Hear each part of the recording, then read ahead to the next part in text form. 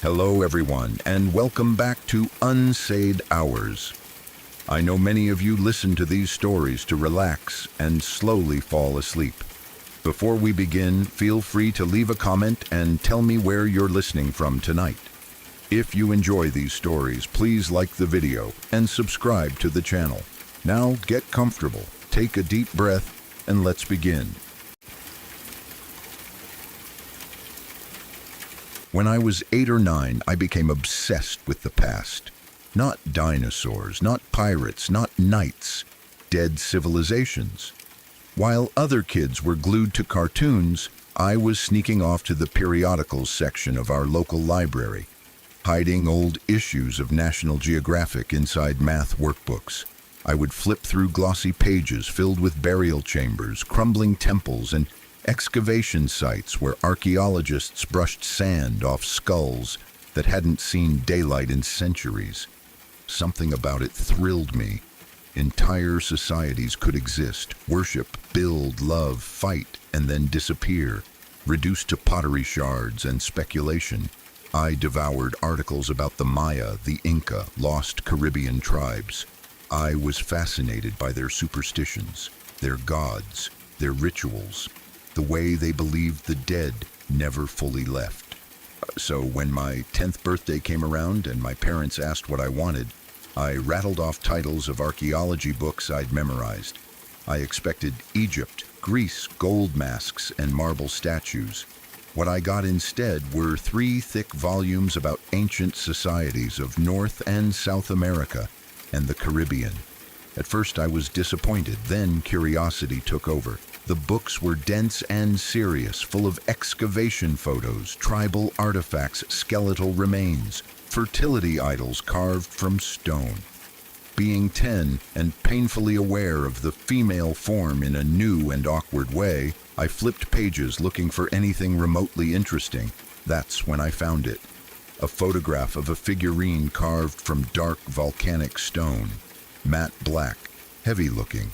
It depicted a pregnant woman with exaggerated breasts and rounded hips. At first glance, it fascinated me for the obvious immature reasons, but then I noticed something. It had no head. The neck ended in a jagged, violent break, not smooth, not worn down by time, snapped. On the opposite page was a black and white photograph of a living, pregnant tribeswoman standing in profile. Her pose mirrored the statue almost perfectly. The caption speculated that the figurine represented women like her, a fertility idol carved in their image. I kept looking back and forth between them. Living woman, headless stone woman. The more I stared, the less it felt symbolic. It felt like a body. That page unsettled me in a way I couldn't articulate. The statue stopped being art and started feeling mutilated, like something sacred had been broken deliberately. After that, every time I opened the book, I skipped those pages. I felt stupid for being afraid of a photograph, but dread crawled up my spine whenever I saw it. Eventually, I outgrew archaeology. The books went into a cardboard box and were donated to the library. I forgot about the headless figure, or thought I did. Years later, when I was nearly 16, my parents announced a trip. We were going to stay at a bed and breakfast owned by old friends of my mother's. It sat on a sprawling property north of town, an old estate surrounded by massive apple orchards that stretched farther than the eye could see. My first reaction was pure teenage sarcasm. A week at a bed and breakfast with my parents? Perfect. Then they dangled the hook. I had just gotten my driver's license. They'd let me drive the entire trip. Suddenly, I was interested. The estate was impressive. The old timber and stone buildings nearly 150 years old. A main house where the guests stayed. A carriage house. Another smaller house where the owners lived. The air felt heavy with age. Not creepy, just old. The orchards were endless. Row after row of gnarled apple trees disappearing into haze. One of the cooks was a woman named Serene. She was thin, striking, and carried herself like someone who was listening to something no one else could hear. She had a thick island accent, Caribbean, and an infectious laugh that echoed through the kitchen. But sometimes in the evenings she would stop mid-sentence. Her eyes would drift toward the orchard. She would stare into the darkness between the trees, like she was watching movement. I noticed it more than once. After a few days, I grew bored. I asked the owner if I could explore the orchard. "Sure," she said, "but be back before sunset. Coyotes come out when it gets dark." That didn't scare me. It thrilled me. I wandered for hours through rows of trees, imagining Civil War bullets buried in soil, arrowheads, lost relics. I found coyote prints in muddy patches, large, wild-looking, bigger than dogs. Deep in the orchard, I found something strange. Between two ancient apple trees, there was an oval clearing where the tall grass had been flattened, like something had bedded down there repeatedly. But in the exact center of that clearing was a circular patch of bare earth. No grass, no weeds, just hard-packed dirt. It was roughly the size of a small table. I scuffed it with my shoe. Nothing underneath. No obvious reason. Above me hung a perfect apple. I plucked it, wiped it on my shirt, and ate it standing in that clearing. The air there felt still, quieter than the rest of the orchard. On my way back, the sun dipped low, casting long shadows through the rows. For a moment, I got turned around. Everything looked the same. Eventually, I found the edge of the property, and Serene. She was walking slowly near where the lawn met the orchard. She waved me over. As I approached, I heard her humming. It was soft, rhythmic, almost a lullaby. "What's that song?" I asked. She smiled slightly. "Old island song," she said. "We sing it to calm noisy spirits, to help the dead rest." She said it casually, like someone mentioning a family recipe. I laughed lightly, thinking she was joking. She didn't laugh back. She told me when she first came to the estate, the spirits were restless. They noticed her. "They see who sees them," she said quietly. I rolled my eyes, half amused. "Are there any here now?" I asked. She stopped walking. "Yes." "How many?" She turned slowly to face me. The playfulness was gone. "Boy," she said softly, "if I told you that, you would pack your things and leave tonight." A chill ran through me. Trying to shake the tension, I told her about the clearing in the orchard, the flattened grass, the bare earth. She didn't smile. Her expression changed, tightened. "I don't think you should go back there," she said. "Some places are best left alone." That night, coyotes howled from deep in the orchard. The next day, we went into town. I couldn't stop thinking about the clearing, that patch of bare earth, Serene's warning. When we returned to the estate after dark, the air was colder. The coyotes were louder. Something inside me wanted to go back, to prove nothing was there, to prove she was wrong. Around midnight, when the house was quiet and my parents were asleep, I slipped out. I told myself I was just taking a short walk. The orchard at night was different. The rows that had felt orderly and calm in daylight now felt like corridors. The moon cast pale light between branches, creating shifting patterns that looked like movement.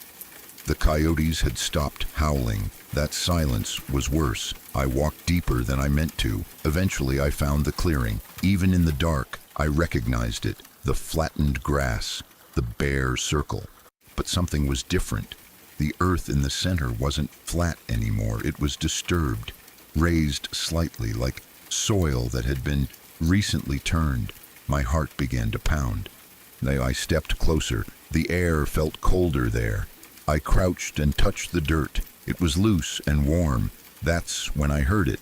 Not coyotes, not wind, a low humming, soft, melodic. The same rhythm Serene had sung, but it wasn't coming from behind me. It was coming from the ground. I froze. The humming grew louder. The soil in the center shifted. not rising, breathing, a slow expansion, then settling, like lungs under earth. I stumbled backward, and that's when I saw them. Shapes between the trees, dozens, standing in perfect stillness. Old men, women, their forms faint, translucent, barely separating from shadow. And in the center of the clearing, something darker, a shape emerging from the earth. Torso first, round stomach, full breasts, stone black skin, headless. The neck ended in a jagged break. Exactly like the statue from the book. It rose halfway from the ground, dirt cascading off its shoulders. The spirits around the clearing began humming in unison. The same island melody, not soothing, summoning. I couldn't move. The headless figure slowly turned its torso toward me. Though it had no face, I felt its attention like a physical weight. Then, in the space where its head should have been, something moved. A wet sound, a stretching, like something trying to grow where nothing should grow. That broke me. I ran. Branches whipped at my face. The orchard blurred. I didn't look back. Behind me, the humming intensified. Then it stopped. Dead silence. I burst out of the orchard onto the lawn, gasping. Serene was standing there, waiting. She wasn't surprised. "You went back?" she said quietly. I nodded, shaking.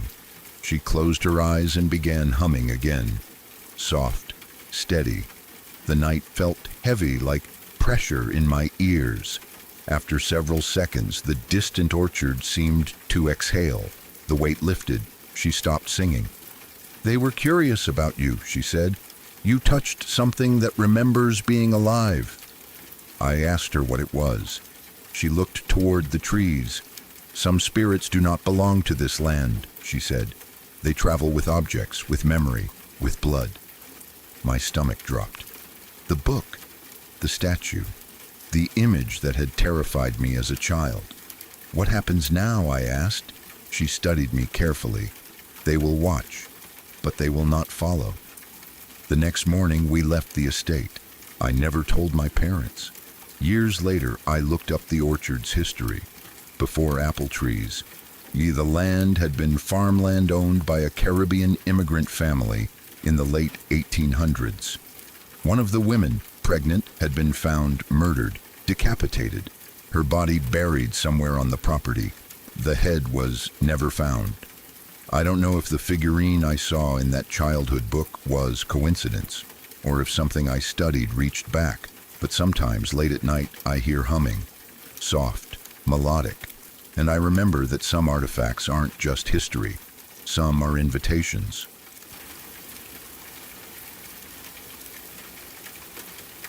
I married my college sweetheart right after we graduated, because that's what you do when you're 22, and sure, you've already figured out the rest of your life. We'd been together long enough that people stopped thinking of us as two separate people. We were a unit. The couple everyone assumed would make it. We had matching stories, matching friends, matching plans. Back then, I believed love was a kind of armor. Like if you had enough of it, you could walk into adulthood and let it bounce off you. I also believed that hard parts were temporary, that you could just push through them. I didn't know that some problems don't explode. Some problems just drain you quietly until you don't recognize your own life. The first few months after the wedding were fine. Not perfect, but fine in a way that felt normal. We argued about stupid things like whose turn it was to take the trash out. We laughed sometimes. We had dinner with friends. We bought cheap furniture. We talked about careers. On the surface, it looked like the beginning of something stable. Then it started to change. There wasn't one moment where the marriage broke. There wasn't a single fight that did it. It was more like an engine slowly losing power during a long drive. You don't notice it at first because you're still moving. You're still making progress. Then one day you realize you're pressing the gas and nothing is responding the way it used to. We began speaking less. When we did talk, it was about chores, bills, schedules. Our conversations felt like walking across broken glass. Every word had a sharp edge. We both started choosing silence because it hurt less than trying to be understood and failing. After about a year, it was clear we weren't doing well. I tried to pretend it was a phase, that stress was getting to us, that it would pass. But you can only tell yourself that for so long before it becomes obvious you're using hope to cover something rotten. I realized I needed space, not a weekend away, not sleeping on the couch. Real space, a move, a physical separation so I could breathe again and hear my own thoughts. When I told her, she didn't fight me. She didn't cry or beg. She didn't even seem surprised. She just nodded and said, "Okay." In a strange way, that hurt more than an argument would have. It made the end feel final, like she had been waiting for me to say it, and now she could stop pretending too. I packed a few bags and left behind a house that already felt unfamiliar.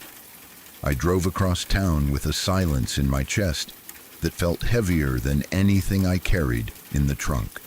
My older brother lived on the opposite end of town in a big house he'd barely used. He'd bought it a few years earlier when his company was doing well, and he was convinced he'd settle down. Then his job relocated him for a long-term project, and the house turned into something he visited, like a storage unit. He rented a place in another city and only came back every few weekends. His house was large, but it felt abandoned, not in a dramatic haunted house way, more like a place that had been left behind by its own life. Dust collected in corners. The air had that faint smell of old wood and stale heat. There were rooms he clearly hadn't stepped into for months. When I called and told him what was happening, he didn't ask questions. He just said, "Stay there, use it. I'm barely there anyway." Then he added, "If it keeps you from going back to something that's killing you, you can stay as long as you need." It felt like a lifeline. The first time I walked through that house after moving in, I noticed everything wrong with it. Paint scratched and worn, floors that squeaked loud enough to announce your every step, bathrooms that looked halfway updated and then abandoned, a few windows that stuck when you tried to open them, a faint, musty smell in some closets like something had been shut away too long. But I had time. Too much time, honestly. And fixing the house gave me something simple to focus on, something with clear steps. Sand this, paint that, replace this, improve that. It felt good to take something neglected and force it into better shape. Like if I could make the house feel livable, maybe I could make myself feel livable too. My brother handed me a prepaid debit card for materials and said, "Do whatever you think it needs." He trusted me, or he just didn't care. Either way, I threw myself into it. After work, I sanded floors until my hands vibrated when I tried to sleep. On weekends, I painted walls, sometimes twice, because the first coat always looked uneven. I scrubbed tiles until my knees ached. I watched YouTube videos to learn how to install a new toilet and how to redo a shower. I messed up. I had to redo things. I swore a lot. But the house changed little by little. The floors were the first big victory. It took days. Sanding, staining, sealing. It was messy and loud and exhausting. But when I finished and the wood gleamed dark and smooth under the light, I stood there and felt proud for the first time in months. Not happy, exactly, but proud. Like I had proof I could still make something better. The bathrooms took longer. I learned how stubborn old grout can be. I learned how heavy tiles feel after you've carried them upstairs twice because you forgot one box. I learned the specific type of frustration that comes from a leaking pipe you thought you fixed. But I also learned that my hands could do more than just hold a phone and spiral into thoughts. They could build. They could repair. They could change the shape of a room. Over a few months, the house stopped feeling like a forgotten building and started feeling like a place with breath again. It still wasn't warm the way a real home is warm, but it looked cared for. It looked clean. It looked like someone lived there on purpose. The last room I tackled was a bedroom near the back of the house. It was tucked away from the main hallway, quiet and dim even in daylight. The kind of room that feels like it has spent most of its life being used for storage. It had a built-in wardrobe, the kind that looks like it's part of the wall. Heavy doors, deep interior, the sort of thing older houses have because closets used to be real furniture, not just empty cavities. Inside that wardrobe, the paint was wrong. Not just old, but wrong in a way that bothered me every time I opened it. It was a dirty yellow, the color of old paper, and there were dark smudges scattered across it like fingerprints or stains. They weren't in one place. They were random, some near the edge, some higher up. Like someone had pressed their hands against the walls over and over. It was probably nothing, old paint, dirt, maybe marks from moving furniture, but it didn't look like typical scuffing. It looked like something that had been touched too often. I told myself it didn't matter. I wasn't living in the wardrobe. Then I thought, if I'm repainting the whole room, why leave that? Why leave one dirty, ugly patch of the house untouched? I used the last of my white paint and brushed the inside of the wardrobe until it looked bright and fresh. I painted over the yellow. I painted over the smudges. I painted until everything looked clean and new. When I finished, I left the wardrobe doors open to let the paint dry. The room smelled sharp and chemical. I went to bed tired but satisfied. It was a Friday night. I remember lying there thinking that once this room was done, the whole house would be finished. Like I could close a chapter. Like I could point to something in my life and say, at least this is fixed. The next morning, Saturday, I woke up early because the house always woke me up early. It creaked and settled like an old body. Light came in through the windows in thin, pale lines. I got dressed and went to finish the last touch-ups. That room had an odd design. The lower half of the walls were painted a deep red, and the upper half was cream, divided by a wooden rail. It looked old-fashioned, like someone had wanted it to feel formal. I went into the hallway to grab the red paint because I'd missed a spot the day before. I picked up the tray with the roller and the brush. As I stepped back into the bedroom, my foot caught on the plastic sheet covering the floor. I stumbled forward. The tray flew out of my hands. The roller landed on the sheet, thankfully, so it didn't ruin anything, but the brush bounced once, slid across the floor, and shot straight into the open wardrobe. I heard a soft slap, like a wet handprint. I swore and went to retrieve it. Annoyance flared hot and fast. It was such a stupid thing, a stupid mistake, and I was already tired of mistakes. I grabbed the brush and looked inside the wardrobe. There was a mark on the fresh white wall, red paint, an elongated S shape with a long vertical drip trailing down. The shape looked almost deliberate, like a symbol, like someone had painted it on purpose instead of it being an accident. I groaned because I knew red paint over white can stain. It can bleed. It can take multiple coats to cover. That meant more paint, more time, more effort. Out of frustration, I did something childish. I traced letters around the red stroke. I turned the elongated S into the beginning of a word. At first, I tried to make it shit because it felt accurate, but the H looked too much like an A, and my tired brain shifted direction. I turned it into Satan instead. The long drip below gave me another idea. I turned it into part of a K and wrote kill beside it.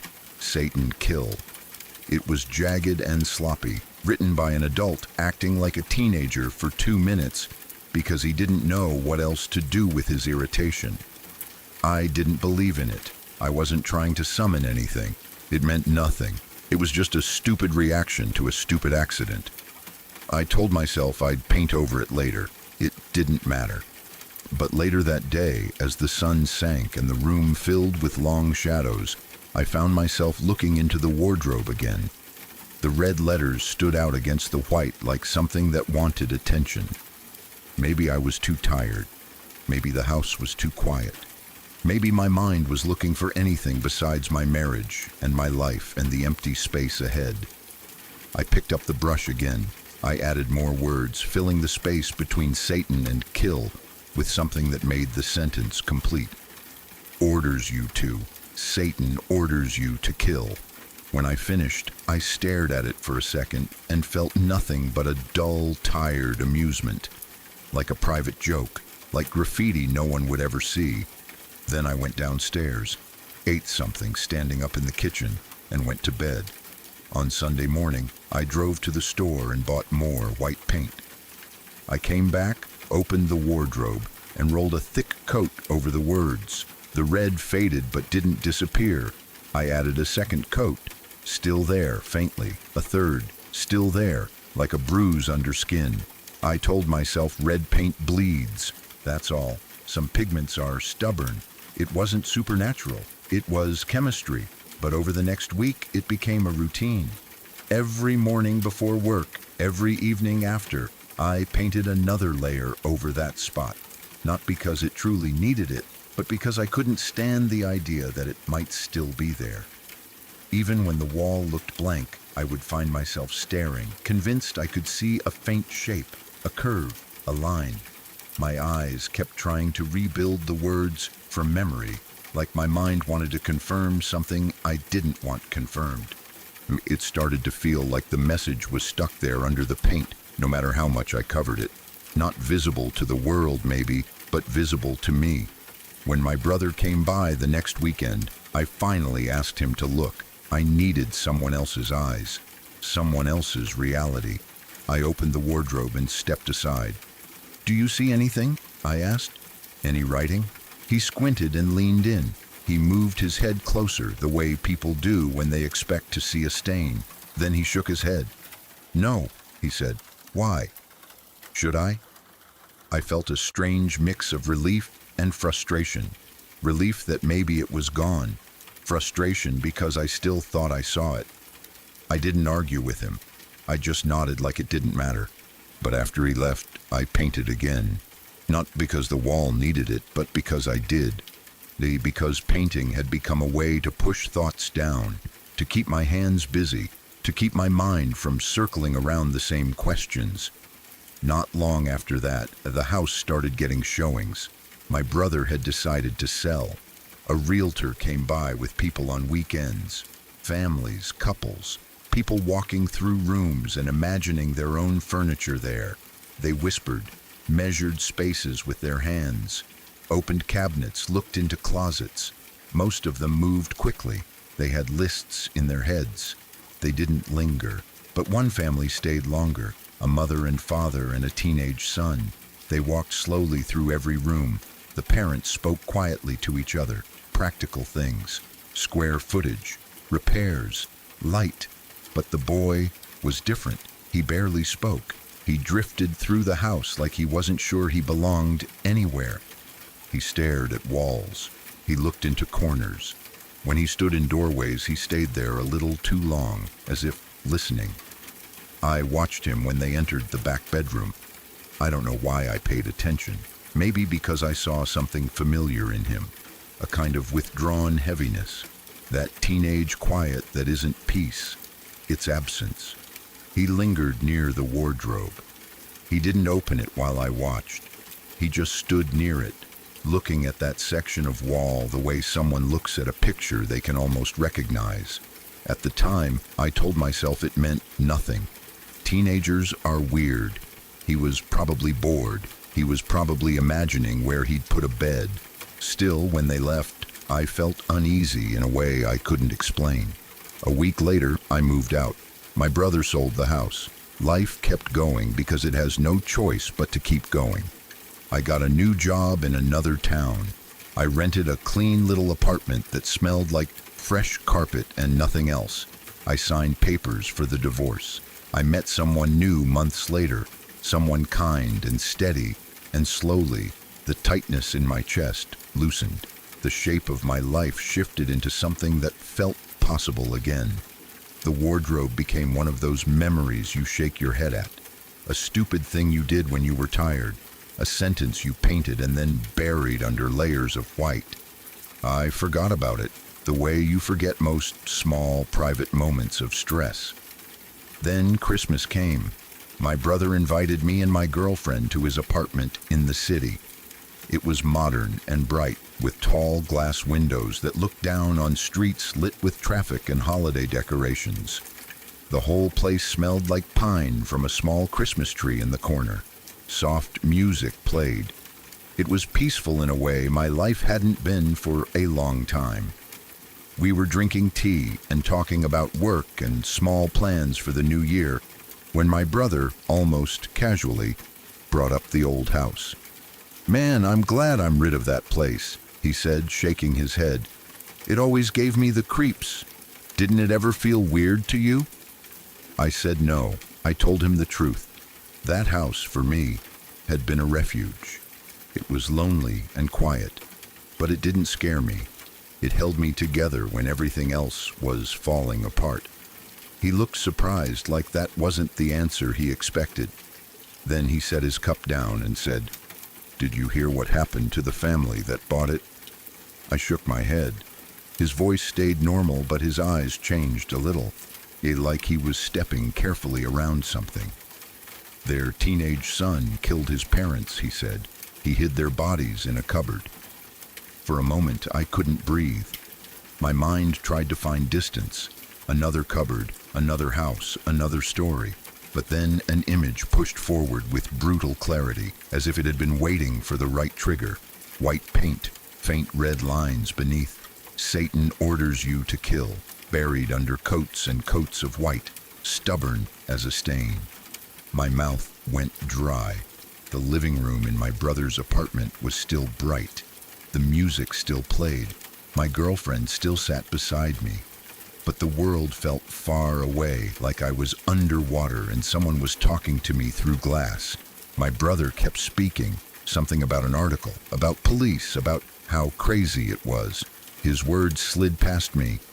All I could see was that family walking through the house. The mother and father whispering, the boy silent, the way he lingered, the way he stared at the back bedroom like he was reading something that wasn't there. I remembered the brush hitting the wardrobe wall, the red paint mark, the childish impulse, the way I kept painting and painting because I couldn't stand the idea of those words existing, even in memory, the way the red seemed to bleed through no matter how many coats I added. I remembered how, even after my brother said he couldn't see anything, I still saw it, or thought I did, like my eyes had been trained to search for it. I didn't tell my brother what I had written. I couldn't. Maybe it was shame. Maybe it was fear of sounding insane. Or maybe it was the sudden sick feeling that I had left something behind in that house, like a seed. A thought turned into paint, a sentence made physical, something that might have been harmless if it had stayed only in my head, but I'd put it somewhere other people could find it, even if it was hidden. My girlfriend noticed something was wrong. She asked if I was okay. I lied and said I was just tired. That night, lying awake in my brother's guest room, I stared at the ceiling and replayed everything. The back bedroom, the wardrobe doors left open to dry, the old dirty yellow paint and the dark smudges like fingerprints, the way I had felt an urge to make the inside bright and clean, as if covering something up without knowing what it was. I wondered if the wardrobe had always been hungry for a message. I wondered if the stains I painted over weren't just stains. And in the quiet of that night, the thought that kept returning, the one that made my stomach twist, wasn't even about guilt. It was about attention, because I had written that sentence in a moment of frustration, as a joke. But maybe the house didn't take it as a joke. Maybe something in that space didn't care about my intention. Maybe it only cared that the words existed, even briefly, even imperfectly. Maybe it cared that someone had given it a script. Sometimes late at night, I wonder if the boy saw something beneath the layers of white, something faint enough that his parents wouldn't notice, but real enough to catch in the corner of a teenager's mind and stick there, a curve that looked like an S, a smear that could become a word if you wanted it badly enough. a message half hidden that felt like it was meant for you. And I wonder if he didn't just see it. I wonder if he felt it. Because the hardest part to admit is that I still don't know whether the paint ever fully covered it. Not because of pigment bleeding through, but because the sentence has a way of coming back in my mind. Bright as fresh red, as if it was never on the wall at all. As if it was always meant to be written somewhere deeper. And if that's true, then the real fear isn't that I left a message behind in a cupboard. The real fear is that the message was never mine to begin with.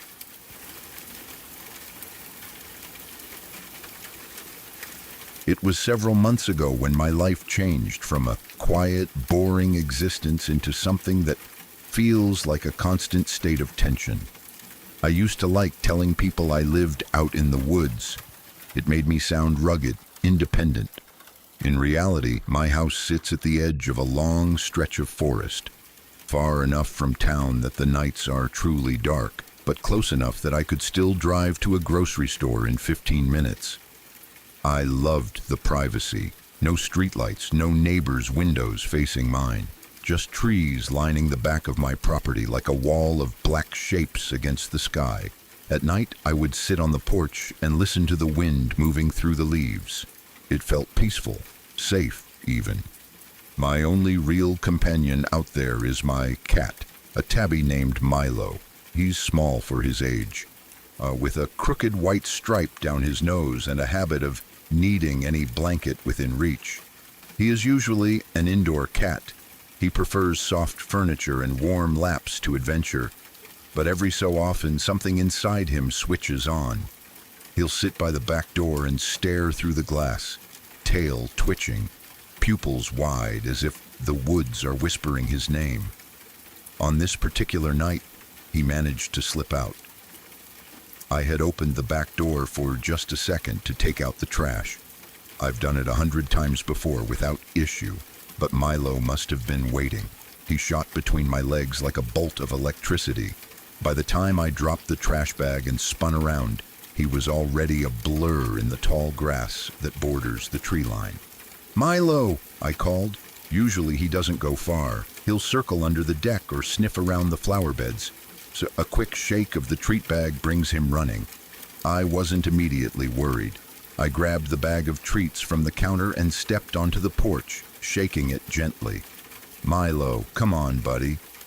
Nothing. The night was unusually dark. The moon was a thin crescent, barely more than a scratch of silver in the sky. Thick clouds covered the stars. The yard looked swallowed in shadow, the tree line blending into one solid mass of black. I called his name again. 10 minutes passed. No rustle, no answering meow. That's when the first ripple of fear moved through me. Not panic yet, just a tightening in my chest. The woods around my house are not empty. Coyotes roam there, foxes, owls big enough to carry off a small animal. I pictured Milo's small body out there alone, and guilt hit me hard. I should have been more careful. When I went back inside, grabbed my heavy flashlight from the hall closet, pulled on a jacket, and stepped off the porch into the yard. The beam of the flashlight sliced through the darkness, bright and sharp. Dust and insects drifted through the light like tiny floating particles. The rest of the world beyond that beam remained black and unknowable. As I walked toward the trees, I noticed something that made my steps slow. It was quiet, not just the usual nighttime quiet, not the gentle background hum of crickets or distant frogs. It was a blank kind of silence, like someone had pressed mute on the forest. No wind, no rustling, no animal movement. The hair on the back of my neck lifted slightly. I told myself it was just the weather. Maybe the temperature had dropped. Maybe the animals were elsewhere. I stepped into the woods. The dry leaves crunched under my boots, the sound too loud in the stillness. The air smelled of damp earth and pine sap. I swept the light back and forth, scanning for the reflective glint of cat eyes. "Milo," I called softly. "Come on, buddy."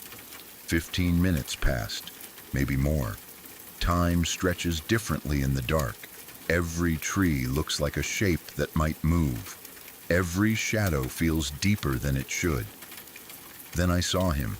He was perched on a fallen log about 20 yards ahead. The flashlight caught his eyes, and they flashed green. Relief washed over me so fast my knees almost buckled. "There you are," I breathed. I shook the treat bag. The crinkling sound was loud in the stillness. "Let's go home." I started toward him, moving slowly so I wouldn't scare him. That's when I realized something was wrong.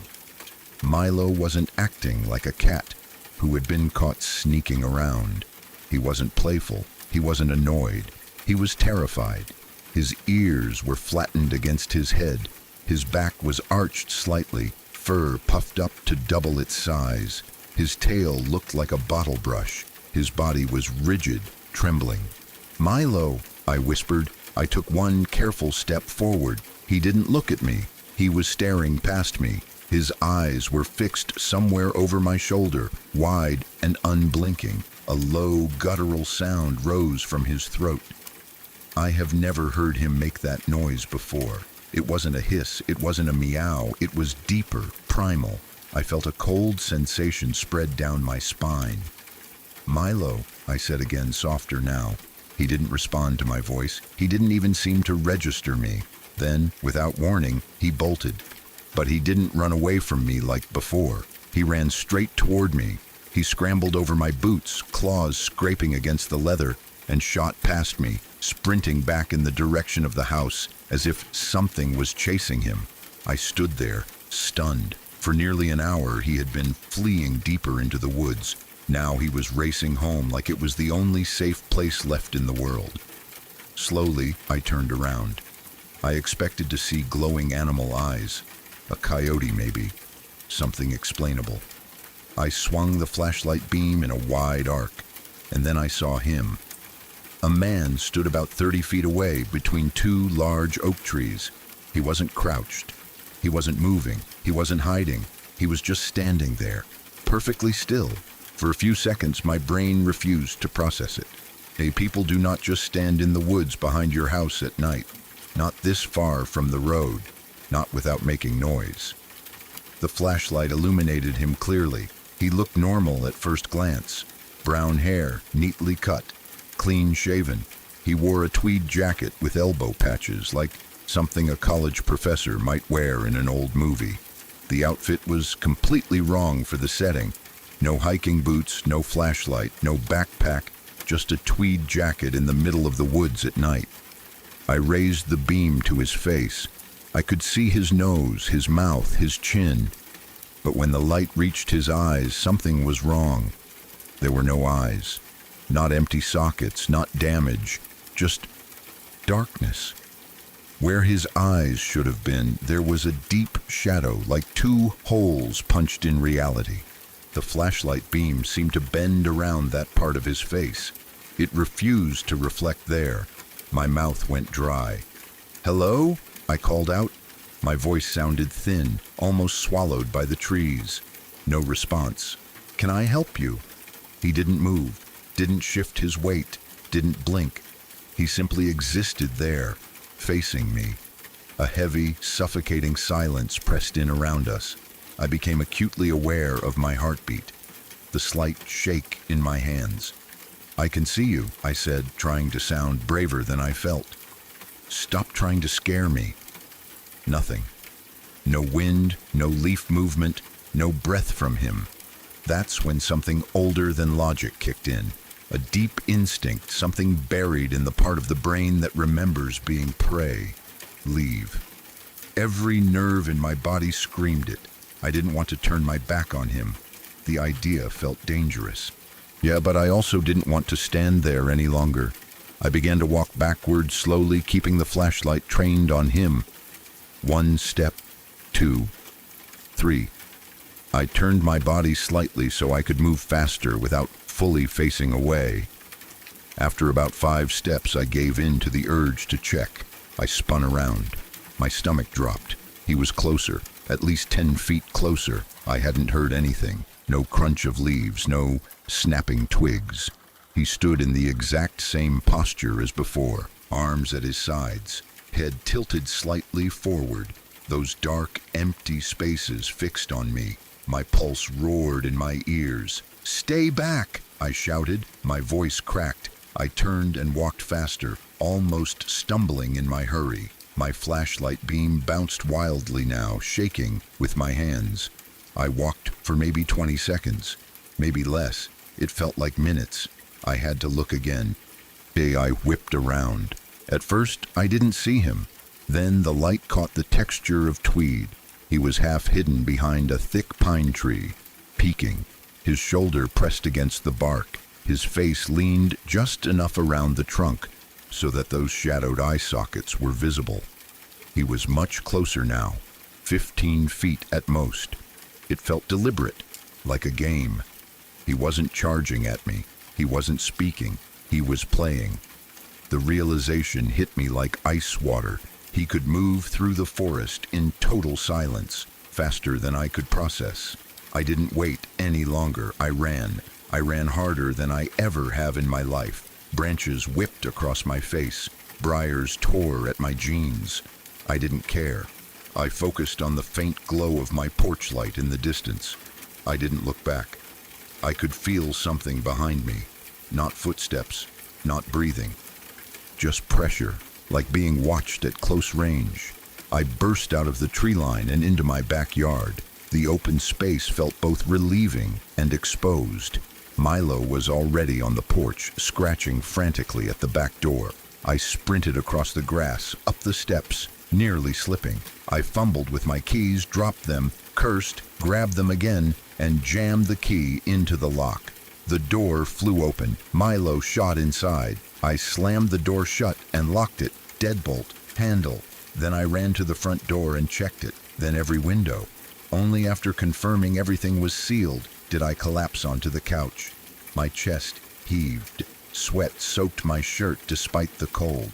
Milo crouched under the coffee table, eyes fixed on the back door. I grabbed a kitchen knife and sat there for hours, listening, waiting for footsteps on the porch, for the doorknob to turn.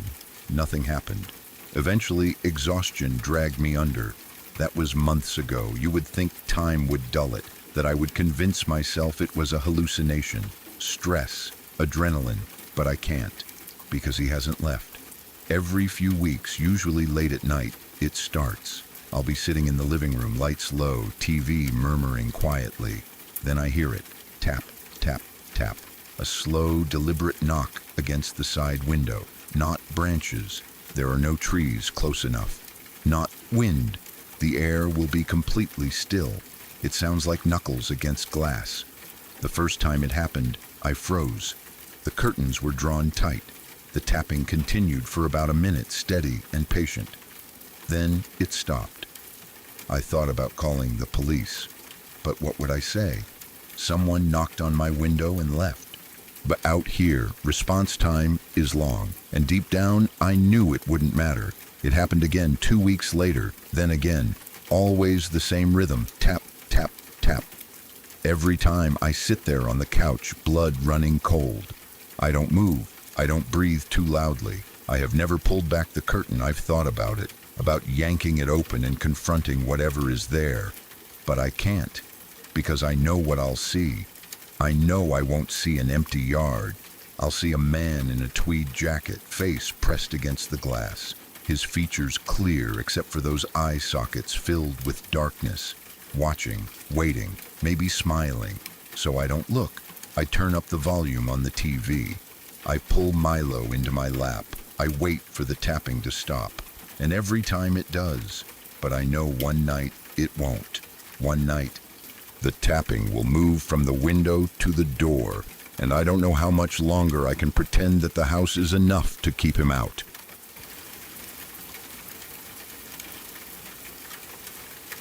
I've developed a strange habit over the past year. It's not something I decided to do. It crept in slowly, the way small fears do, until it became automatic. I didn't even realize I was doing it until a friend pointed it out one night when we were leaving my apartment. Whenever I walk into a room and shut the door behind me, I turn my head away from it and close my eyes until I hear the click of the latch. Only when I'm certain the door is fully closed do I open them again.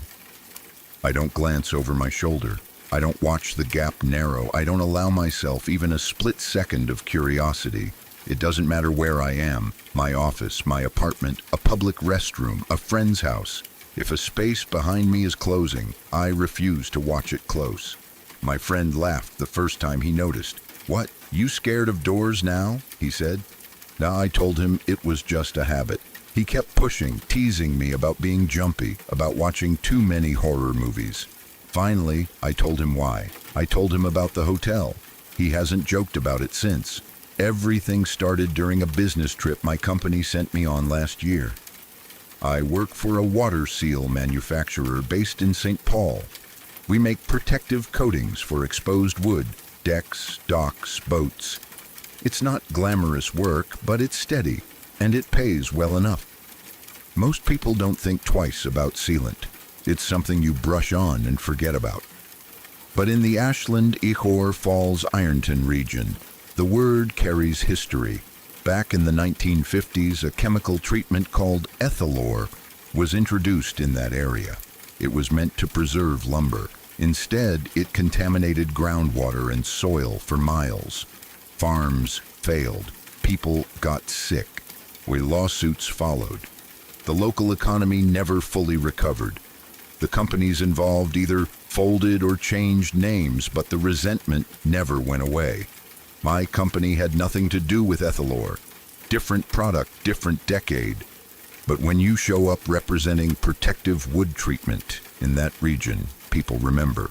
I was sent to an industrial park outside Ihor Falls to meet potential distributors and reassure them we weren't ghosts of that old disaster. 4 days meetings, handshakes, apologies for something we didn't do. I expected a dull week and a forgettable hotel. Instead, I checked into the Hotel Umbra. Calling it old-fashioned would be kind. It felt preserved rather than maintained. The lobby was narrow and dim. The wallpaper had faded into a yellow-gray color that reminded me of old cigarette smoke. The air smelled faintly of damp carpet and something metallic underneath it. Behind the front desk sat a thin, elderly man in a dark suit. His skin had the same faded quality as the wallpaper. When he looked up at me, his eyes focused a fraction of a second too late, like someone watching a recording instead of the present moment. He didn't ask for a credit card, just had me sign a paper ledger. Then he handed me a tarnished brass key attached to a heavy wooden tag. "4th floor," he said softly. There were no key cards, no modern locks, just that key. The elevator was the kind you only see in old movies. A narrow cage with a rattling metal accordion gate on the inside and thick sliding doors on the outside. The cables above creaked when it moved, like something straining under weight. I stepped inside and pulled the metal gate shut. It scraped loudly along its track. Then I reached for the outer door and slid it closed. The gap narrowed slowly, metal scraping against metal. Just before it sealed, I caught a glimpse of something through the shrinking space. A face. It rushed toward the narrowing gap from the hallway beyond, as if someone had been running full speed to catch the elevator at the last second. A young girl. Pale skin, brown hair cut unevenly at her neck, dark eyes wide open. Then the doors closed. The elevator jerked upward. I stood there, gripping the railing, telling myself it was simple. She'd been trying to catch the lift. She must have been staying on the same floor. Maybe I'd see her when I got off. But when the doors opened on the 4th floor, the hallway was empty. No footsteps. No doors closing. No echo of someone who had just sprinted. I told myself she'd made it in before the doors shut and slipped out quickly. Maybe I hadn't noticed. That explanation held for about an hour. After unpacking, I realized I'd left one of my bags in the rental car. I took the elevator back down. Again, the doors began to slide shut. Again, just as the gap narrowed, I saw her. The same girl, not running from the side this time. She came straight toward the gap, silent, her eyes fixed on me through the metal gate. I reacted without thinking and hit the door open button. The machinery groaned and reversed. The doors slid open with a loud clang. I stepped forward and held the gate aside. The lobby was empty. No girl, no sound of footsteps. The front desk clerk was seated exactly as before, staring down at a book. He didn't look up. I walked out into the hallway, scanning left and right. There was nowhere she could have gone that quickly.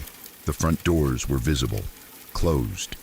The staircase was at the far end, but even that would have required running. I hadn't heard anything. A small, cold pressure formed in my stomach. I returned to the elevator and rode down to the parking lot level. When I came back up with my bag, I positioned myself directly in front of the doors instead of leaning back. I wanted to see clearly. As the doors slid shut, I kept my eyes fixed on the narrowing gap. When the opening was no wider than a thin line, her fingertips appeared first, pale, small fingers curling around the edge of the door. Then her face filled the gap. She wasn't breathing hard. She wasn't flushed from running. She looked intent. About 13 years old, maybe younger. Her skin had a grayish undertone. Her brown hair hung flat against her face. Her eyes were dark, not black, but so dark they almost swallowed the whites. There was something in her expression that didn't match her age. It wasn't anger, not even fear. It was need. A desperate, silent need. The doors closed. The elevator moved. That night, when I passed the front desk on my way out to dinner, I mentioned it casually. "I think there's a girl running around the floors," I said. "Maybe staying with family." The clerk looked up slowly. "Heard the stories then?" he asked. "I haven't heard anything." "That's our Maddie," he said. "Young Maddie's been here a long time." The way he said it made the phrase sound literal. "She takes a liking to certain guests," he continued. "Always been shy. Never says a word. Just curious. Likes to watch." I laughed weakly. "She's been following the elevator." He nodded, unbothered. "That's Maddie. Sweet on you, I'd say. She just wants to see." He lowered his gaze back to his book, as if that explained everything. I should have left then. But I had meetings, contracts, a schedule. I stayed. That's when it stopped being limited to the elevator. The first time it happened in my room, I was almost relieved. I'd started to convince myself the elevator had some reflective trick. Old metal, bad lighting, my mind filling in gaps. I shut the bathroom door. As the gap narrowed, her face slid into view from inside the bathroom, her eye aligned perfectly with the shrinking space, watching me. The door clicked shut. I froze, then yanked it open. The bathroom was empty. The shower curtain still. The mirror clear. I checked behind the door, under the sink, even though I knew there was no room for anyone to hide. Nothing. The next time was the closet.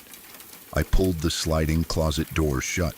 Just before it sealed, her head leaned into view from inside, as if she had been standing behind my hanging shirts. Her expression hadn't changed. Still that silent, pleading stare. I ripped the closet open so hard it bounced off the frame. Clothes swayed gently, no one there. I stopped watching doors after that. I would turn my head as I closed them, but sometimes instinct got the better of me. The worst was the desk drawer.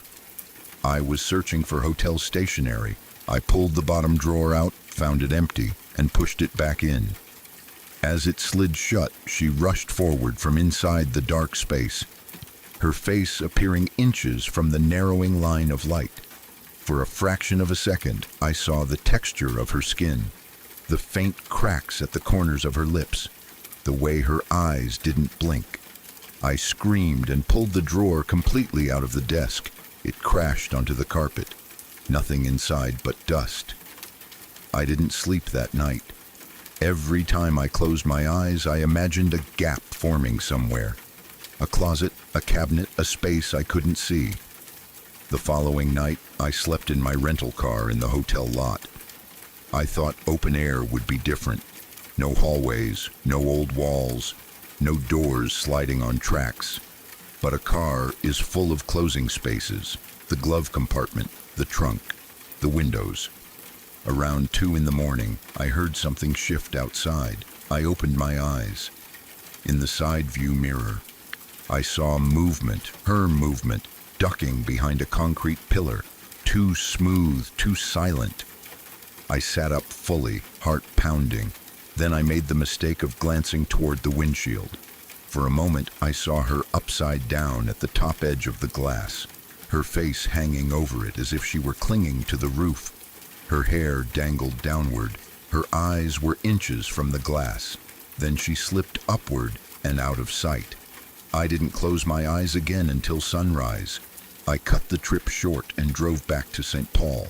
I told myself she was tied to the hotel, a story, a local ghost, something confined to that place.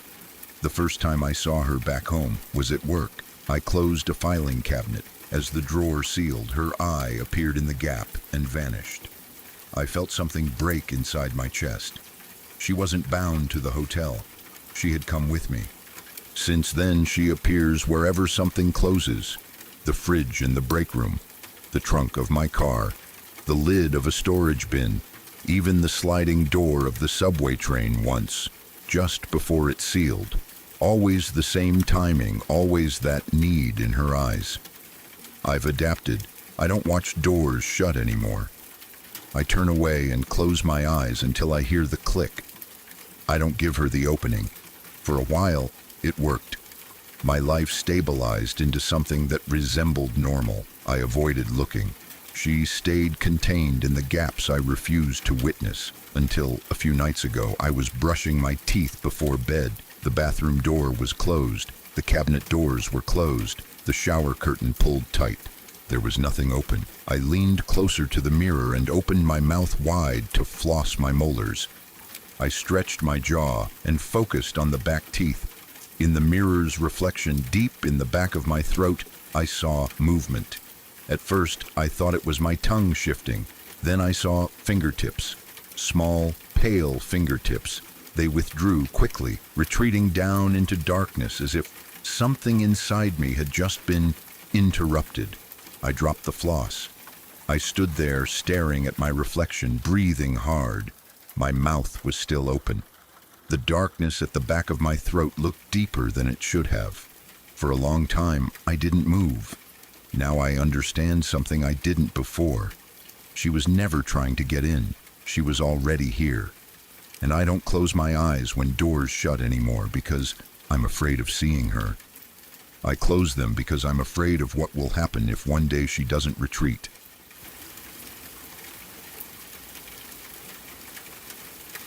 My father has a friend I've heard stories about for as long as I can remember. Even when I was a kid, before I could explain why certain adults made the room feel different, I noticed him. He wasn't loud. He didn't take up space. He didn't talk over people or try to steer conversations back toward himself. He would sit with a coffee and listen, and when he did speak, it was usually a short sentence that landed with weight, like he'd already sorted his thoughts before they ever left his mouth. You could tell he spent most of his life outside, not in the relaxed way of someone who hikes on weekends, but in the way of someone who's learned to read the world through small changes. His eyes always seemed to be doing something even when his body was still. They moved over doors and windows, over the line of trees beyond a backyard. He didn't stare the way nervous people stare. It was calmer than that, like taking inventory without letting anyone know he was doing it. He works as a forest ranger in western Washington, the kind who gets assigned to wide sections of land where the trails aren't always marked well, where people disappear for reasons that are sometimes simple and sometimes not. He's the guy who checks remote gates, who drives to trailheads at odd hours because a car has been sitting there too long, who follows the quiet clues that tell you someone walked this way and did not come back. On top of that, he's also a competitive pistol shooter. If you've never met someone like that, you might picture the wrong thing. Not loud, not aggressive, not some person who makes weapons his whole personality. With him, you wouldn't even know unless someone told you. He has the steady habits of someone who's trained his body to stay quiet under pressure. He can lower his shoulders and slow his breathing on command. He can take a moment that would make most people shake and turn it into something narrow and clear. That combination, ranger and shooter, ended up being the only reason he and his wife made it home from a drive one afternoon. The story starts in a way that feels harmless, which is part of what makes it stick in your head. It wasn't a bar fight. It wasn't a dramatic chase. It was a sunny day, a hobby, a couple out for a drive with the top down. He and his wife had joined a local car club. Nothing expensive or showy, just people who liked their vehicles and liked driving them on the weekends. They met in parking lots for coffee, talked about paint and engines, complained about parts, argued about which roads were worth taking and which ones were full of potholes and bored police.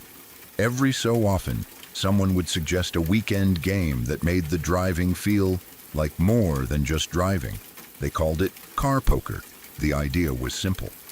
Over the course of a weekend, the club would choose a list of objectives: a certain roadside diner, a scenic overlook, a bridge with an odd name, a small town sign that had to be photographed from a specific angle. You'd go to each place, take a picture, or get a stamp, or text a coordinator, and you'd earn a playing card for that objective. At the end of the weekend, everyone met up, laid out their cards on a table, and whoever had the best hand won a small prize, and the kind of bragging rights that only matter to people who all share the same hobby. The important part was that you did it alone. Not alone as in one person only, but alone as in you weren't driving in a group. There was no caravan, no line of cars. Everyone went their own way and chose their own route. That was part of the fun, like a personal scavenger hunt. That day, my father's friend and his wife were out doing exactly that. Just the two of them moving from point to point, enjoying the rare kind of weather that makes the Pacific Northwest feel almost unreal. It was bright, clear, and warm, but not too warm. A perfect day where the sky looks washed clean. The kind of day where you can drive with the windows down and still feel comfortable. They had the top down on their convertible, an old British sports car, a Triumph. A small car, low to the ground, loud in a charming way. The kind of machine that makes you feel every change in the road and every shift in the wind. It was the kind of car that doesn't let you forget you're moving through real space. You're not sealed off. You're part of the air. They'd already knocked out a few objectives. They'd stopped at a gas station that still had an old sign from decades ago. They'd taken a photo at a roadside overlook. They'd laughed about a couple in another car club who took their rules too seriously. It was easy, normal conversation. His wife had her hair tied back and sunglasses on. He had one hand on the wheel and one arm resting on the door, relaxed. They were heading toward the next objective somewhere near Concrete, Washington. The route took them along narrow back roads, rural highways that curve through thick stands of trees and pockets of farmland. Roads where you can drive 10 minutes without seeing another car, where the world feels wide and quiet. He told my father later that he remembers thinking, just for a moment, that it felt like being on the edge of nowhere, not in a scary way, in a pleasant way, like the rest of the world was far away and had no claim on them. Then everything changed in one breath. They came around a bend, and without warning, a large pickup truck shot out from a side clearing, perpendicular to the road. It wasn't easing out carefully. It was aggressive, fast, like it had been waiting for that exact second. The truck was dragging a heavy log behind it, chained to the rear bumper. At first, his brain didn't understand what he was seeing. A log on a chain doesn't belong on pavement. It belongs behind a tractor deep in the woods, or on a property being cleared. But this log was thick, long enough to block both lanes, and it swung with purpose. The driver floored it forward, and the log whipped across the road like a gate slamming shut. My father's friend slammed the brakes. The Triumph jerked hard, tires squealing. The car stopped only a few yards short of the log, close enough that he could see where the bark had been scraped raw by the chain. His first thought wasn't even fear. It was the sharp clarity of someone who knows what accidents look like. This wasn't an accident. Before he could finish that thought, he threw the car into reverse. The tires started to roll back, and he glanced over his shoulder. His stomach dropped. Another pickup truck had come out behind them, nearly identical to the first, also dragging a log on a chain. It had moved in perfect timing, like the two trucks were part of the same plan. The second log slid across the asphalt and came to rest behind the Triumph, boxing them in. They were trapped between two logs with one truck in front and one truck behind. No room to turn around, no gap to squeeze through.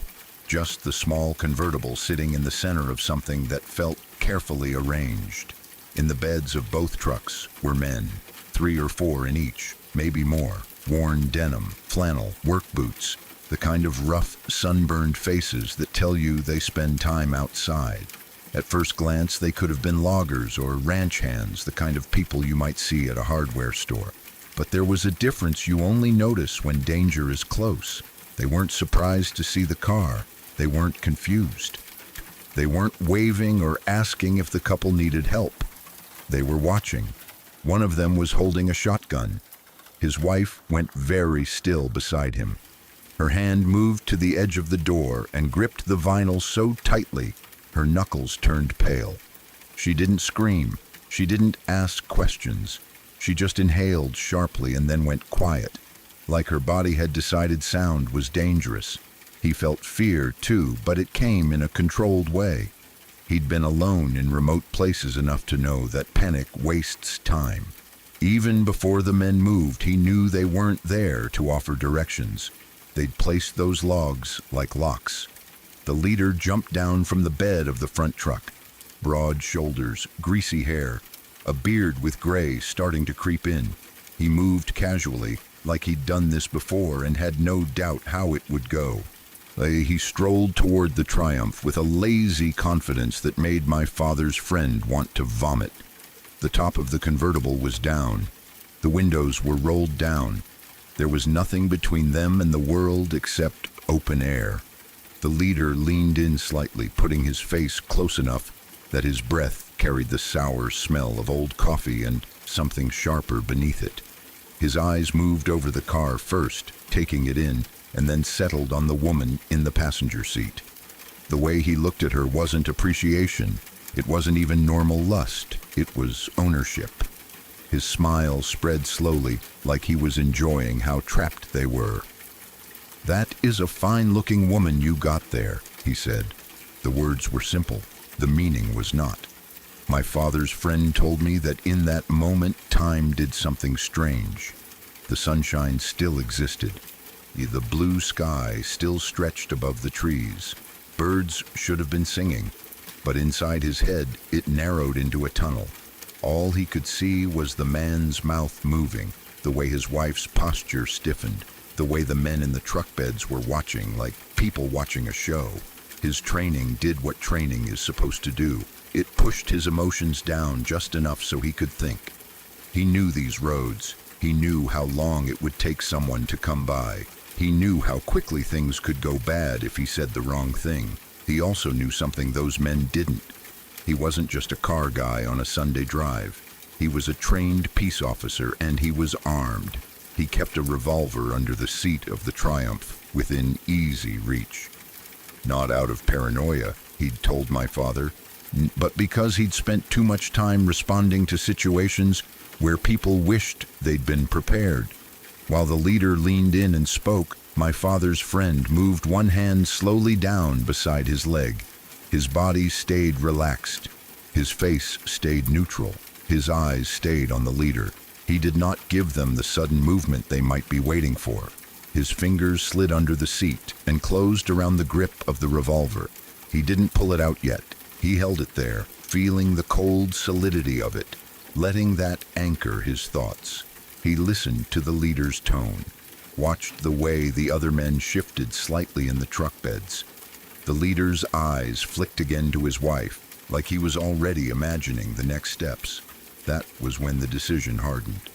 My father's friend didn't give himself time to debate. In situations like that, debate is just fear dressed up as thought. He acted.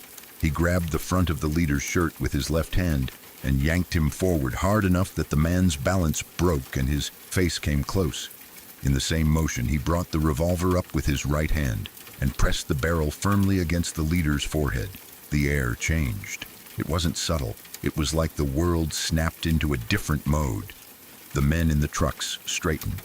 The one with the shotgun shifted his grip. Someone in the back truck said something under his breath, but it wasn't loud enough to understand. The leader's smile vanished. For the first time, his eyes showed surprise. And something else too, an ugly flicker of anger that quickly turned into calculation. My father's friend kept his voice low and steady, not shouting, not shaking, just flat certainty. "You will have your guys move that log in front of us," he said, "or I will blow your head off." The wife sat frozen, barely breathing. She could see the muscles standing out in her husband's hand, white against the leader's collar. She later told my father that in that moment she realized her husband wasn't asking. He wasn't bluffing. For a long moment, nobody moved. In stories, people talk, they argue, they make speeches. Real fear makes things quiet. The leader swallowed once. His eyes moved, not looking away from the gun completely, but flicking toward his men, toward the shotgun, toward the log. You could almost see the math happening behind his face. Finally, he said, like he was trying to sound confident, "You can't get all of us." My father's friend didn't blink. "Sure," he said, "but you will be dead." It's a simple sentence. That's part of why it worked. There was no anger in it, no dramatic threat. It was just truth. There are moments where everything hinges on one person's fear of dying. The leader might have been willing to gamble with strangers' lives. He might have enjoyed scaring people on lonely roads. But when it came down to his own skull pressed against cold metal, his own blood suddenly mattered to him in a way it hadn't mattered 5 minutes earlier. A muscle in his jaw clenched. Slowly, carefully, he lifted one hand and motioned toward the front truck. The men hesitated, not because they cared about the couple, but because humiliation is hard for certain men to swallow. But their leader was standing with a gun on his forehead, and even they understood what that meant. And they climbed down. They unhooked the chain. They rolled the log away from the road. The path ahead opened, not wide, not comfortable, but enough that the Triumph could pass if driven carefully. My father's friend kept the gun where it was. "Slow," he said. "Tell them to stay where they are." The leader did as he was told, raising his voice so it sounded like a casual command, like he was still in charge. The other men stayed put, though their eyes burned with anger. My father's friend shifted the car into first gear. This is the part of the story my father always told, with a grim expression, because it's the part where things could have gone wrong in 100 ways. The Triumph began to creep forward. The leader had no choice but to shuffle along beside it, bent awkwardly because my father's friend still had him by the collar. The barrel of the revolver stayed pressed to his forehead the entire time. The car moved slow enough that the tires barely made sound on the pavement. The men in the trucks watched. The shotgun did not rise, but that didn't mean it couldn't. It just meant they were waiting for a moment. My father's friend guided the car past the moved log, keeping the leader close as a shield and a message at the same time. When the front bumper cleared and he had enough room to steer around, he released the leader's shirt in one sharp motion. He kept the gun trained on the man for a heartbeat longer, letting the meaning sink in. Then he floored the accelerator. The Triumph shot forward, engine barking, gravel spitting behind it as the tires found traction. His wife grabbed the side of the seat, hair whipping in the wind. And for the first time that whole day, she made a sound, half gasp, half sob. In the rearview mirror, she later told my father she saw the men scramble and shout. She saw one of them lift the shotgun too late, like a reflex after the moment had already passed. She saw the leader stumble backward, hand pressed to his forehead as if the touch of the barrel had left a bruise. They didn't look back again. They drove until the road widened, until other cars appeared, until the trees pulled away from the pavement enough that it didn't feel like driving through a tunnel. They didn't slow down until they reached a more populated area with houses, with people walking dogs, with a gas station that had customers coming and going. Ordinary life, ordinary witnesses. The kind of place where a group of men in trucks could not simply block a road and do whatever they wanted. Only then did my father's friend pull into a parking lot. He turned off the engine. His hands were still steady on the wheel for a few seconds. Then, after the danger was gone, they began to shake. Not wild shaking, small tremors in his fingers like the adrenaline had nowhere else to go. His wife sat with both hands locked together in her lap, staring straight ahead as if her mind was still on that narrow road between two logs. He told my father later that he felt sick when the reality hit him, not because he'd threatened someone, not because he'd done what he had to do, but because he understood how close it had been, how easily it could have ended with his wife screaming and no one around for miles to hear it. How easily they could have become another story people tell about a couple who vanished on a back road. His wife didn't talk much about the day afterward, not to my father at least, but she started locking her doors earlier at night, checking windows twice before bed, jumping when she heard a truck slow near their driveway. My father's friend continued to carry his pistol. He continued to work as a ranger.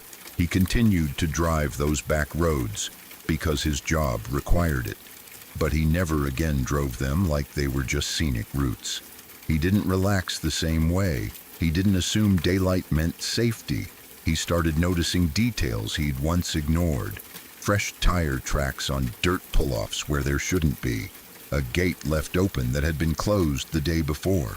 Beer cans in a ditch where families don't picnic. Small signs that human beings had been there, and not for good reasons. That's the part of the story that feels like horror to me. Not the gun, not the chase, not even the logs. It's the way something ordinary turned into a trap in the span of seconds. The way a sunny day can still carry that kind of threat. The way the worst part wasn't the wilderness at all. People like to talk about the dangers of the woods as if the trees themselves are the enemy, as if the wild is what will kill you. But my father's friend has spent years out there, and he understands something most people don't. Sometimes the danger on a lonely road doesn't come from the wilderness. Sometimes it comes from people who know the wilderness is the perfect place to do what they want. And on that afternoon near Concrete, Washington, so on a quiet stretch of rural highway, it was only the steady hand of a man who knew exactly how much time he had, and the simple fact that the leader loved his own life more than he loved the idea of hurting someone else, that let them drive away and make it home. My father told me that after hearing the story, he drove those same roads once, months later, just to see them. He said they looked normal, beautiful even, trees, sunlight, the smell of warm pine through an open window. It bothered him how easy it was to picture that trap happening there, how the road could look so innocent. He said he kept thinking about one detail, how quiet it must have been after the car sped away, the logs still there, the men still standing in the road, the leader touching his forehead, the forest watching, indifferent. And he said the scariest part wasn't imagining what those men wanted. It was realizing they had probably done it before, and that the only reason this time ended differently was because they happened to pick the wrong couple.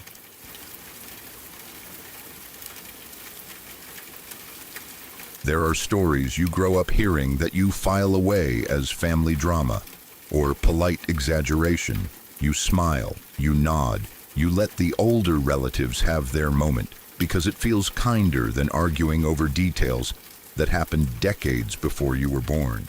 Then there are other stories, the rare ones that you believe right away. Not because they sound impressive or because they have a clean ending, but because of the way they're told.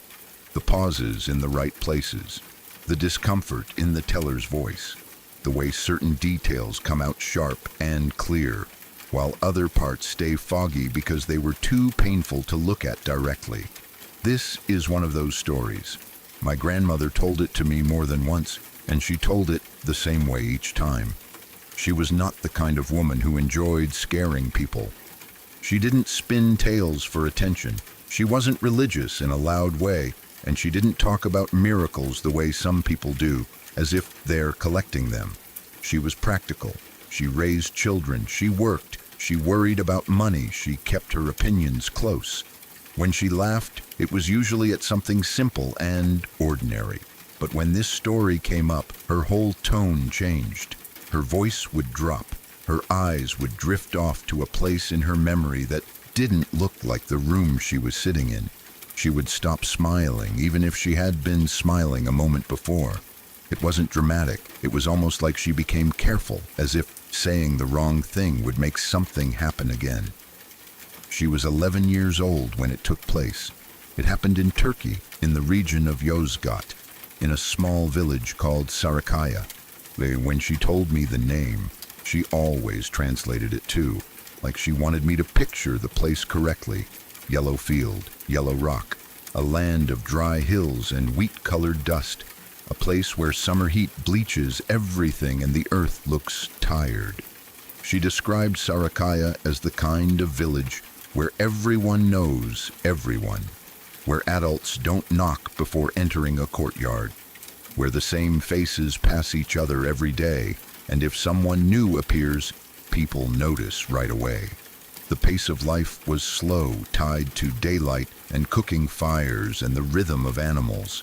Even in the years after the reforms, even as the country was shifting and modernizing in cities, there were pockets where the old ways still clung tightly, not just to tradition, but to the feeling that unseen things lived close to the surface.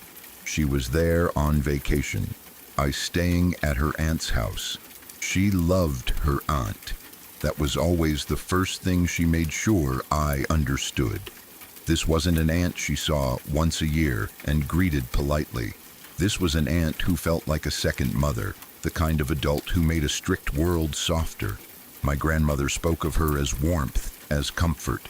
She remembered the scent of rose water in her clothes, the bitter smell of roasted coffee beans, the way her aunt's hands looked when she kneaded dough, strong and gentle at the same time. The house itself lived in her memory like a photograph that had been handled too many times. Thick stone walls that stayed cool even when the sun turned the village into an oven.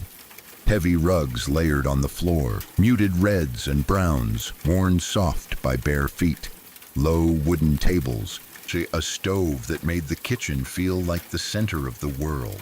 A little window where sunlight fell in a narrow rectangle and dust would float through it like tiny flakes.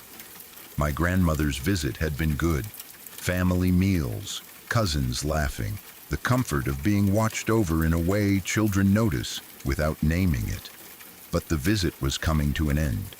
She was meant to leave that day and return to her own home, to continue school, to go back to the life that waited for her. She went to bed that night thinking about the trip, about homework, about the sadness of leaving. She remembered being tucked under a heavy wool blanket and hearing the house settle in the dark. She did not remember hearing her aunt's footsteps or any illness sounds or whispers. There was no warning like that. Then, in the quiet before dawn, she dreamed. She always insisted it didn't feel like a normal dream. Not the strange, chopped-up kind where things shift and wobble. This dream was sharp, clean. It had weight to it, like stepping into a room that exists. In the dream, she walked into the kitchen. The kitchen looked exactly as it should. The same floor rugs, the same plain shelves, the same stove. There was a dim light, the kind that comes from the sky before the sun rises. The air seemed warm even without fire. Her aunt was there, standing by the small window.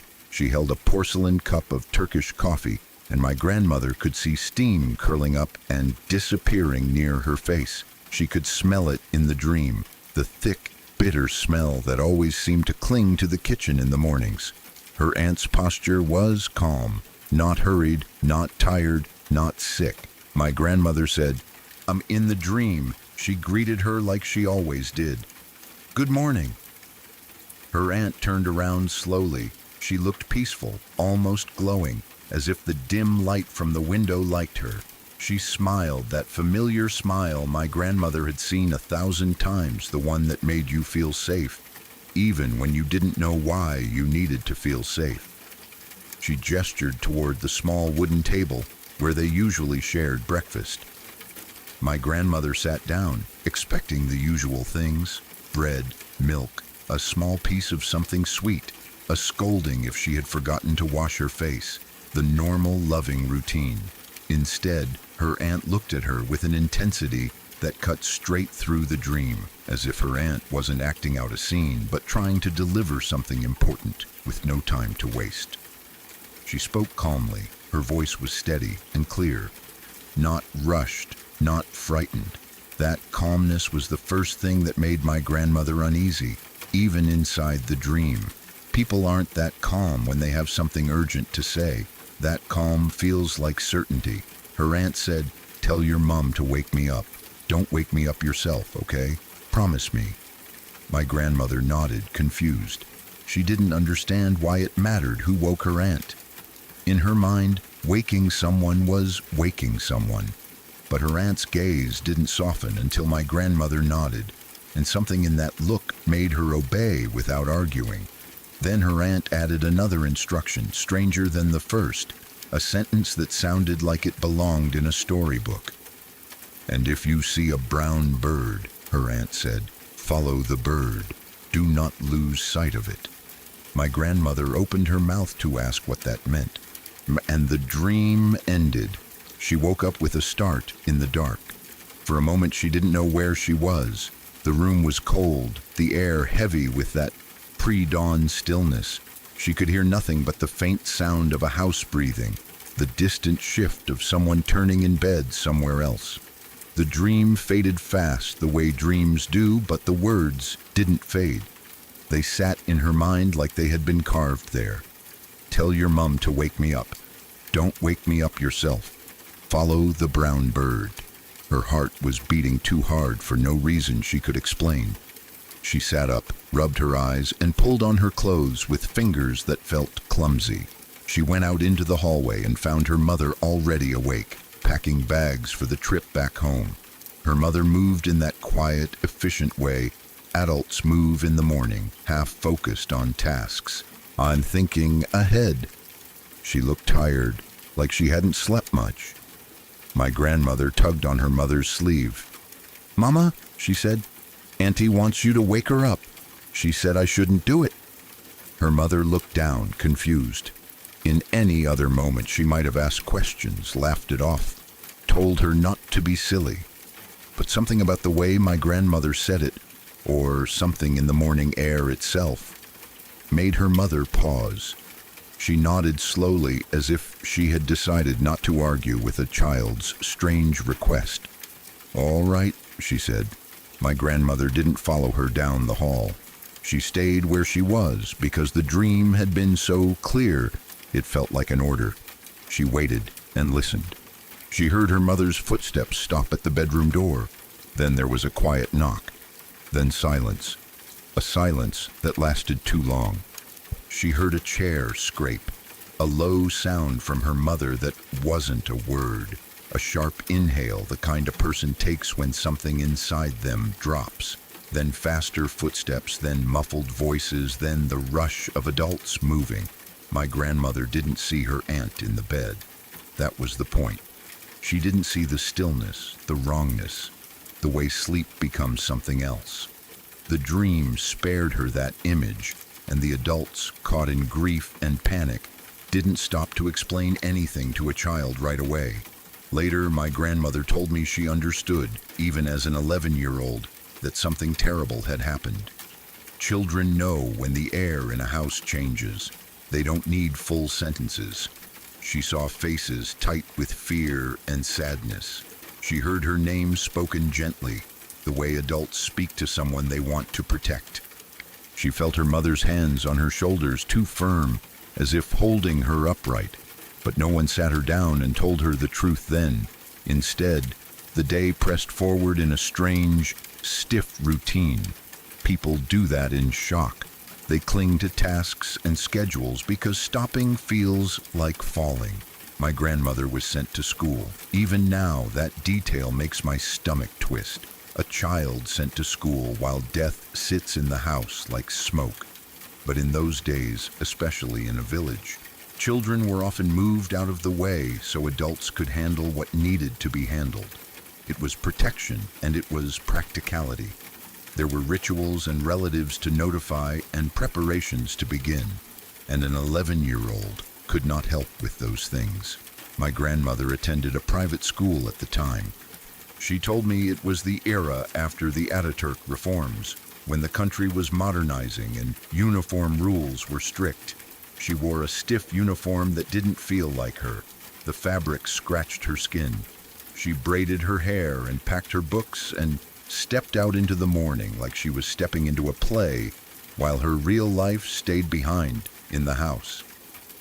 The walk to school and the school day itself felt stretched, as if time was thick. She sat at her desk and stared at the board and listened to teachers speak, but her attention kept slipping back to the dream.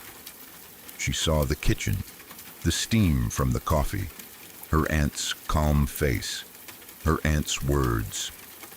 "Don't wake me up yourself. And if you see a brown bird, follow the bird." That second part bothered her the most because she couldn't make sense of it. Birds were everywhere. Brown birds especially, sparrows, small village birds that hopped through dust and pecked crumbs. How would she know which bird to follow? Why would she follow any bird at all? By midday, she almost convinced herself it was nothing. A dream made out of nerves, a child's mind trying to create meaning from the sadness of leaving. But the feeling didn't leave her. The heaviness stayed, sitting behind her ribs, like she was carrying a stone. When the final bell rang, the sun had lowered enough to throw long shadows across the dusty roads of Sarakaya.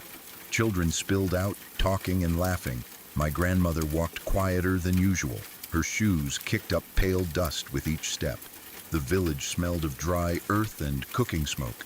She was looking down at her feet when she heard it. Chirp, chirp. It wasn't distant. It was right in front of her. She looked up. A small bird stood in the middle of the path, not colorful, not special, just a dusty brown bird, almost the same shade as the road itself, as if the earth had shaped itself into feathers. It tilted its head and chirped again, louder, insistent. My grandmother stopped. In the back of her mind, the dream snapped into place, like a lock turning. If you see a brown bird, follow the bird. A cold wave ran down her spine. She tried to step around it. She was tired, hungry, and uneasy. The last thing she wanted was to be led somewhere strange by an animal. She wanted to go home. She wanted to see her aunt. Even if she didn't fully understand what had happened, she felt pulled toward the house. But the bird hopped to block her. She stepped left, and it hopped left. She stepped right, and it hopped right. At first she thought it was coincidence. Then it did it again. The bird didn't flinch. It didn't dart away like a normal wild bird would.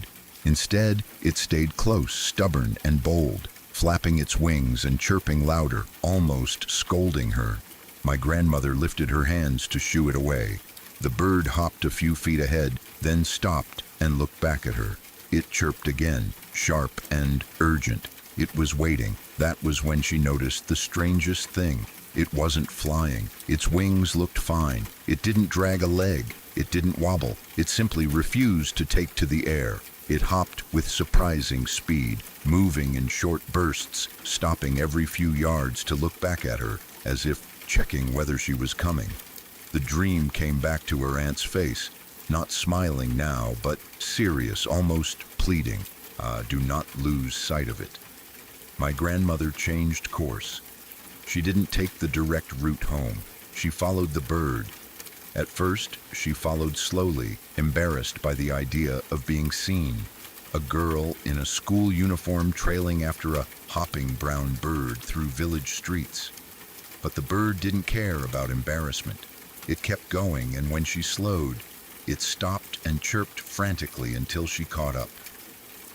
It led her down side streets she didn't usually take, through narrow passages between stone walls, past courtyards where women paused mid-task to glance at the strange sight of a child following a bird. My grandmother said some people called out to her, but she didn't answer. She couldn't.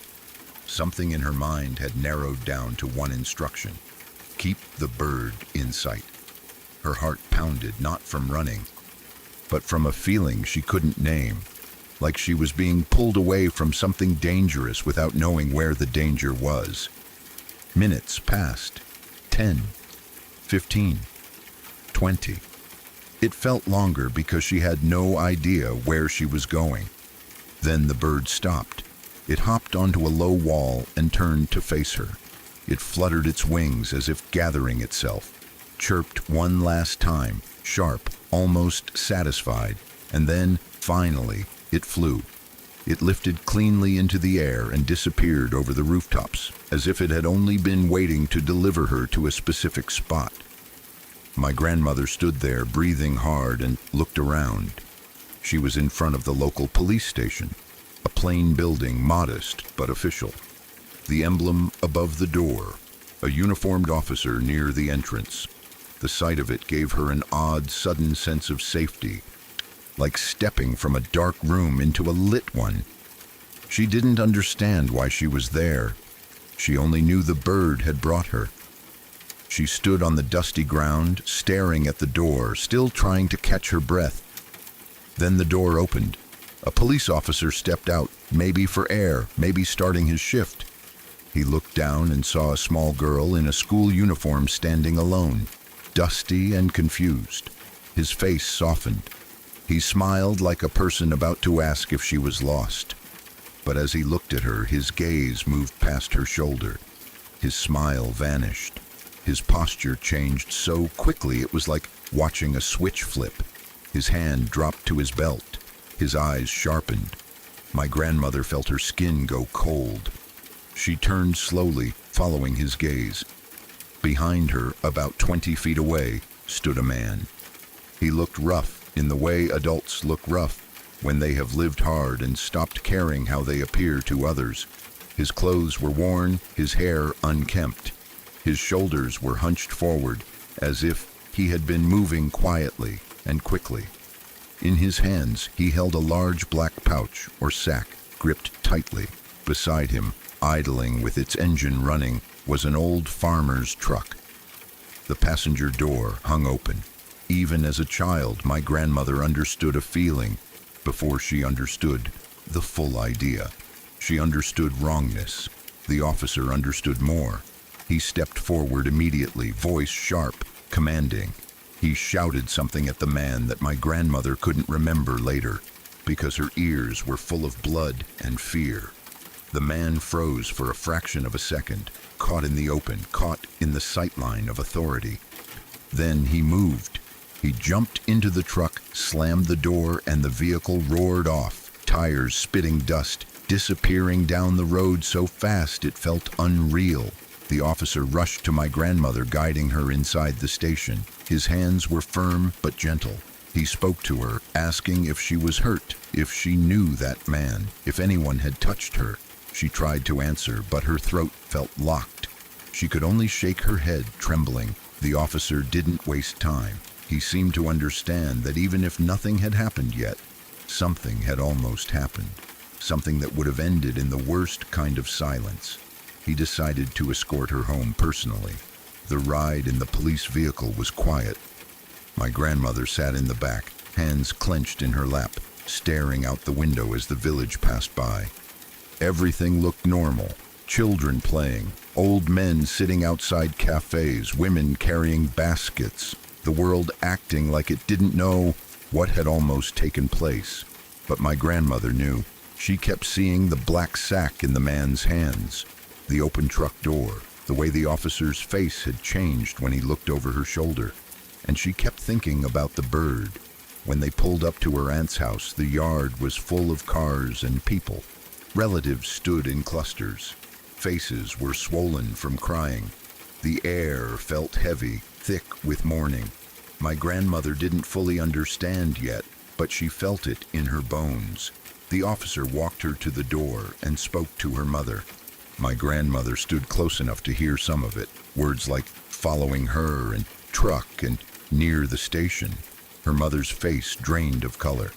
She pulled my grandmother into her arms so hard it hurt. It was too much grief for one day, too much danger, too much that adults couldn't control. After the officer left, my grandmother was guided inside. Only then did someone kneel in front of her and speak gently in the careful voice adults use when they are about to break a child's world. Her aunt was gone. She had passed away in her sleep that morning, around the same time my grandmother had been dreaming. My grandmother said the news hit her like being pushed underwater. She couldn't breathe. She couldn't understand how someone could be in a kitchen smiling one moment and then simply not exist the next. She cried until her throat burned, and as she sat there shaking with grief, something else clicked into place with terrible clarity. The dream wasn't random. It wasn't her imagination.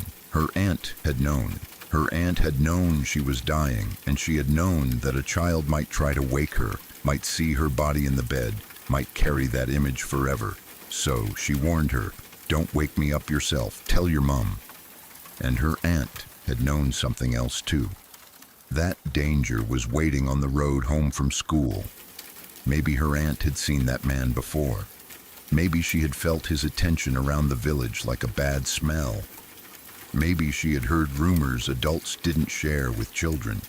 Or maybe in the space between life and death, something opened and she saw a thin line of the future.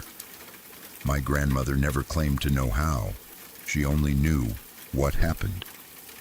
Since her aunt couldn't walk her home anymore, she sent a guide. A brown bird that wouldn't fly until the job was done. A small, stubborn creature that blocked her path, forced her to take side streets, kept her moving, kept her from entering the quiet, isolated stretch of road where a man with a sack and a running truck could have grabbed her without witnesses.